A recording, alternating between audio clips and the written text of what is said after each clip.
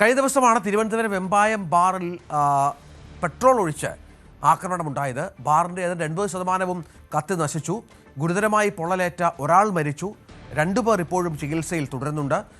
ഇന്നലെയാണ് ഒരാൾ മരിച്ചത്. സംഭവത്തിൽ ഒരേ ഒരു പ്രതി മാത്രമാണുള്ളത്. ഇയാൾ മദ്യലഹരിയിൽ ഈ പറഞ്ഞ ആളുകളോട് തർക്കമുണ്ടായി പുറത്തു പോയതിനു ശേഷം പെട്രോളുമായി എത്തി ഈ പറഞ്ഞ ആളുകളുടെയൊക്കെ ദേഹത്ത് പെട്രോൾ ഒഴിച്ച് കത്തിക്കുകയായിരുന്നു. അങ്ങനെ അസാധാരണമായ ഒരു സംഭവവികാസമാണ്, വലിയ ക്രൈമാണ്. അതിൻ്റെ CCTV ദൃശ്യങ്ങളൊക്കെ പുറത്തു വന്നതൊക്കെ നമ്മൾ കണ്ടതാണ്. അഭിലാഷ് ഉണ്ട്. അഭിലാഷ്, ഇതൊരു വല്ലാത്ത സംഭവമായി പോയി. ഇപ്പോൾ ഈ 2 പേർ കൂടി ഇപ്പോൾ ഗുരുതരാവസ്ഥയിലാണ് എന്നാണ് മനസ്സിലാക്കേണ്ടത്, അല്ലേ? അവരുടെ ആരോഗ്യനില എങ്ങനെയുണ്ട്? ഒപ്പം ഈ പെട്രോൾ ഒഴിച്ച ആളും ഗുരുതരമായി പരിക്കേറ്റ് ചികിത്സയിലാണ്. രഞ്ജിത്ത്, തീർച്ചയായും കഴിഞ്ഞ ദിവസമാണ് ഈ ദാരുണമായൊരു സംഭവം മദ്യലഹരിയിൽ ഈ ബാറിൽ ഇറങ്ങിയത്. കഴിഞ്ഞ ദിവസം രാത്രി 9:30 ഈ അത്യാഹിതം സംഭവിക്കുന്നത്. 5 പേർ മദ്യപിച്ചിരുന്ന 5 പേർ തമ്മിലുണ്ടായ ചെറിയ വാക്കുതർക്കം അത് രൂക്ഷമാകുകയും കയ്യാങ്കളിയിലേക്ക് പോവുകയും തുടർന്ന് ഇത്തരത്തിൽ വലിയൊരു ആക്രമണം ആ ബാറിനുള്ളിൽ, നിരവധി ആൾക്കാരുണ്ടായിരുന്ന ആ സമയത്ത് ആ ബാറിനുള്ളിൽ ഇത് തീ കത്തിച്ചിട്ടുള്ള ആക്രമണം ഉണ്ടായത്. അരുൺ, നവാസ്, നൌഫൽ, റിയാസ് എന്നിവരാണ് ആദ്യം ഈ ബാറിൽ മദ്യപിക്കാനായി കഴിഞ്ഞ ദിവസം എത്തിയിരുന്നത്. തുടർന്ന് ഈ അരുണിന്റെ സുഹൃത്തായ അനീഷ് എന്ന വ്യക്തി കൂടി ഈ മദ്യപ സംഘത്തിലേക്ക് ചേരുകയായിരുന്നു.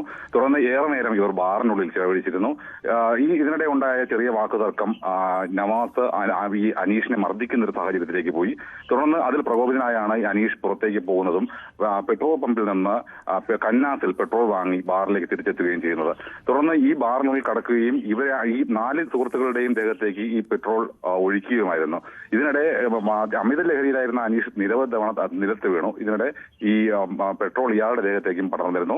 എന്നാൽ ഇത് മനസ്സിലാക്കാതെയാണ് ഇയാൾ തീ കൊളുത്തി ഈ സുഹൃത്തുക്കളെ കൊലപ്പെടുത്താൻ വേണ്ടി ശ്രമിച്ചത്. ഇതിനിടെ ഈ അനീഷിന്റെ ദേഹത്തേക്കും തീ ആളിപ്പട്ടുകയായിരുന്നു. മാത്രമല്ല, ഈ ബാറിനുള്ളിൽ ഉണ്ടായിരുന്ന ഫർണിച്ചറുകൾക്കും മറ്റു ഉപകരണങ്ങൾക്കും ഒക്കെ നിരവധി കേടുപാടുകൾ പറ്റി. മാത്രമല്ല, 80% ഈ ബാറിന് ഉൾഭാഗം കത്തി നശിക്കുന്ന ഒരു സാഹചര്യം ഉണ്ടായി.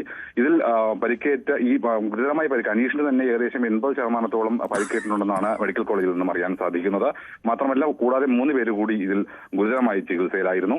ഇതിൽ നവാസാണ് കഴിഞ്ഞ ദിവസം വൈകുന്നേരത്തോടുകൂടി തിരുവനന്തപുരം മെഡിക്കൽ കോളേജ് ആശുപത്രിയിൽ മരണത്തിന് കീഴടങ്ങിയത്. എന്തായാലും വളരെ ഗുരുതരമായൊരു ഒരു ആക്രമണമാണ്, അല്ലെങ്കിൽ അത്തരത്തിലൊരു ലഹരിയിലുണ്ടായ ഒരു ആക്രമണമാണ് ഈ സംഭവത്തിൽ ഉണ്ടായത്. നവാസ്, റിയാസ്, നൌഫൽ എന്നിവരാണ് ഇപ്പോൾ ഗുരുതരാവസ്ഥയിൽ തിരുവനന്തപുരം മെഡിക്കൽ കോളേജ് ആശുപത്രിയിൽ ചികിത്സയിലുള്ളത്. അതുപോലെ തന്നെ അനീഷും വെന്റിലേറ്ററിലാണ്. ഇങ്ങനെ 4 പേർ ഇപ്പോൾ ചികിത്സയിലുണ്ട്. ഇതിൽ അനീഷിനെതിരെ കഴിഞ്ഞ ദിവസം തന്നെ ഈ സംഭവം നടന്ന ഉടൻ തന്നെ ആറ്റിങ്ങൽ DSP സ്ഥലം സന്ദർശിക്കുകയും 4 പേർക്ക് ഗുരുതരമായി, ഇയാളടക്കം 4 പേർക്ക് ഗുരുതരമായി പരിക്കുണ്ടല്ലേ? ഇവരൊക്കെ 60-50% മുകളിൽ പൊള്ളലേറ്റവരാണ്. ഈ അപകടത്തിൽ പെട്ട 5 പേർക്കും പൊള്ളലേറ്റിരുന്നു. എന്നാൽ ഇതിൽ ഇപ്പോൾ ഒരാൾ മരണപ്പെടുകയും ഇപ്പോൾ 4 പേർ ചികിത്സയിലുണ്ട്. അതാണ് ഈ പറഞ്ഞ നവാസ്, റിയാസ്, നൌഫൽ, കൂടാതെ അനീഷാണ് വെന്റിലേറ്ററിൽ ചികിത്സയിലുള്ളത്. അപ്പൊ അതാണ് അവസ്ഥ. ഇപ്പോ വലിയ ഗുരുതരമായ പൊള്ളലേറ്റതാണ്. വലിയ സംഭവമായി, ഗൗരവമുള്ള സംഭവമായി മാറുന്നു. വ്യക്തിവൈരാഗ്യത്തിന്റെ പേരിലാണ് ഇതൊക്കെ ഉണ്ടാകുന്നത്. മദ്യലഹരിയിലും ആലോചിക്കണം, കേവലം ഒരു തർക്കത്തിന്റെ പേരിൽ സ്വന്തം ജീവൻ നഷ്ടപ്പെടുന്ന സാഹചര്യത്തിലേക്ക് കൂടി അനീഷ് എന്ന ആൾ പോകുന്ന ഒരു പശ്ചാത്തലമാണ്. ഇതിനകം തന്നെ ഒരാൾ മരിച്ചു കഴിഞ്ഞു. എന്തായാലും പോലീസ് ഇതുമായി ബന്ധപ്പെട്ട് ഗൗരവതരമായ നടപടികൾ ആരംഭിച്ചിട്ടുണ്ട് എന്നാണ് മനസ്സിലാക്കേണ്ടത്.